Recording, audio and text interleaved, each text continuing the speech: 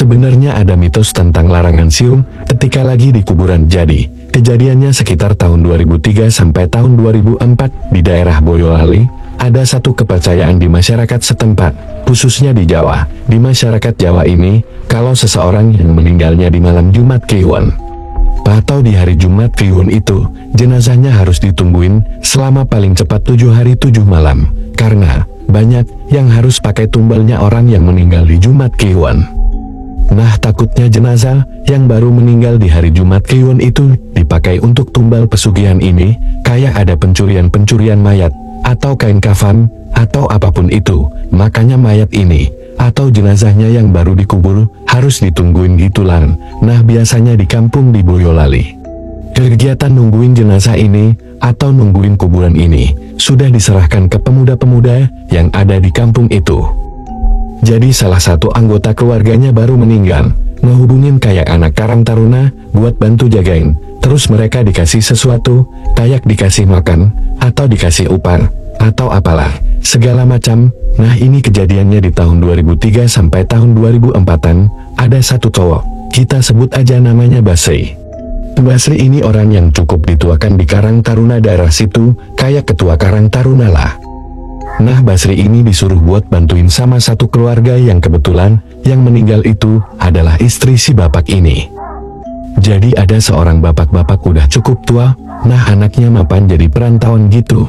Jadi dia tinggal cuma sama istrinya, dan ketika istrinya meninggal di Jumat Kliwon ini, dia minta tolong buat Basri jagain kuburannya, dan coba minta buat cariin siapa yang kira-kira bisa nemenin dia juga buat bermalam di samping makam ibunya ini. Akhirnya Basri nemu tur, dan di shift gitu sama dia. Jadi kekumpul sekitar 10 orangan, termasuk Basri, dan di malam pertama mulai mereka jagain. Nah, cuman ngejagainnya emang harus shift genap. Mereka berenam biar rame, dan jagainnya juga malam doang, selama 7 harian itu. Karena mungkin kalau misalkan siang-siang, lebih kecil kemungkinan ada dibongkar-bongkar kuburannya. Udah tuh jagain malam pertama aman-aman aja. Sampai ke malam ketiga pun semua aman-aman aja. Nah, mereka itu jaga shiftnya kan genap ya. Jadi mereka tuh bikin tenda di samping makamnya ini. Terus ganti-gantian ada yang tidur, ada yang tetap bangun buat jaga-jaga di sekitar situ.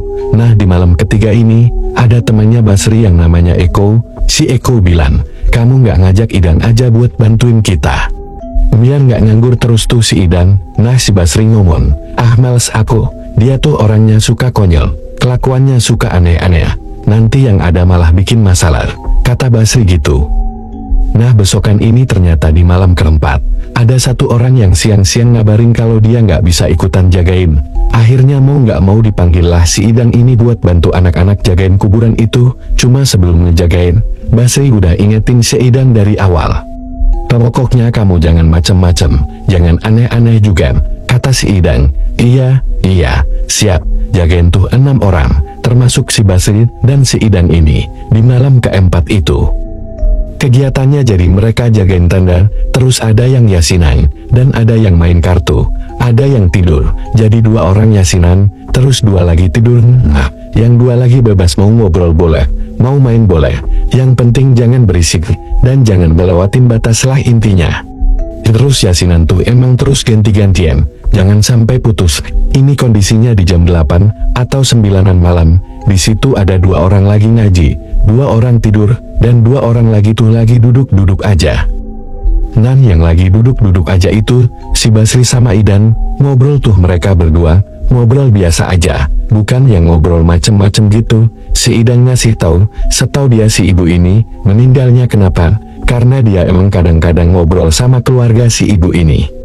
Nah, terus tiba-tiba si Idan bilang ke Basri, kamu tahu gak Bas, kalau kita siul di kuburan, katanya nanti ada yang muncul. Si Basri juga bilang, udah aku bilang kan gak usah cerita macem-macem, ya udah cuma ngasih tahu doang, kata si Idan gitu. Sampai sekitar jam 11-an malam, gantian tuh, jadi tiap 2 jam, mereka ada yang tidur, ada yang ngaji, ganti-gantian gitu. Nah, di jam 11-an itu, yang tadinya 2 orang tidur, mereka bangun, gantian buat ngaji. Dan pas pergantian itu, si Basri ngomong, ada yang mau makan gak? Kita beli nih.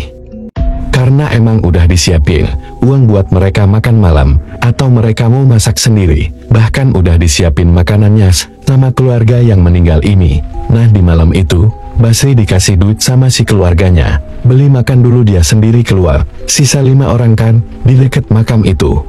Tengah 2 orang yang tadinya ngaji, satunya tidur, dan yang satu lagi mau ke kamar mandi. Jadi di kuburan ini tuh, di bagian ujungnya, kayak ada tempat toilet, buat orang buang air.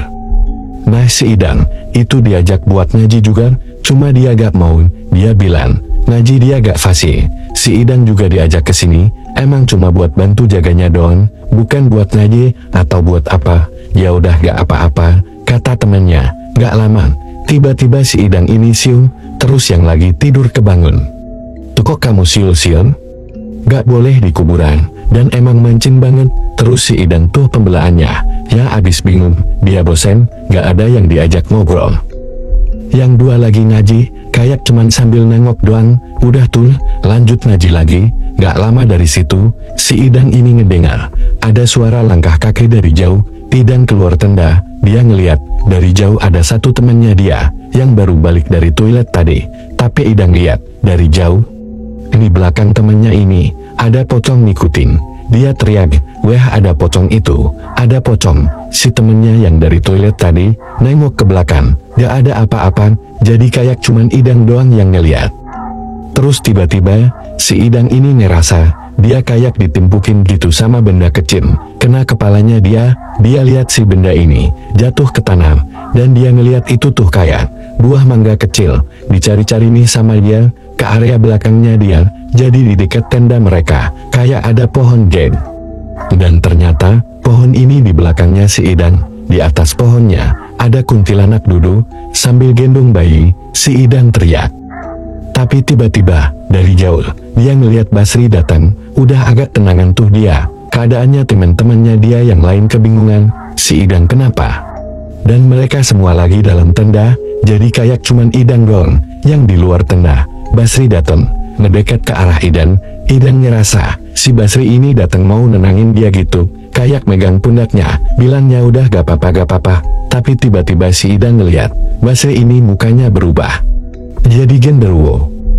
Dan kayak mau nyekik Idang, tiba-tiba saat Idang teriak-teriak, pokoknya bener-bener berisik banget di tengah-tengah kuburan itu. Dan temennya Idang yang satu keluar dari tenda, nanyain Idang ini kenapa. Di saat yang bersamaan, dari jauh, Basri datang nyamperin tenda mereka, sambil lari-lari ngetokin pentungan, dan anehnya, makhluk-makhluk yang tadinya dilihat Idang tuh, perlahan-lahan menghilang. Anak-anak yang lain, kayak kebingungan, si Idang tuh kenapa sih? Ditanyalah sama Basri, si Idang emang abis ngapain? Diceritain lah kalau Idang tadi siul-siul, dan tiba-tiba dia malah teriak-teriak sendiri. Kata teman-temannya kayak gitu, di tengah malam itu, Idang disuruh pulang aja, karena emang bikin masalah banget. Dan semenjak itu, si cowok-cowok karantina ini, udah bener-bener malas banget, gak mau main lagi, atau ngajak si Idang, udah kasih tahu jangan siul-siul, karena ini mitos khususnya di orang-orang Jawa, siulan untuk memanggil setan.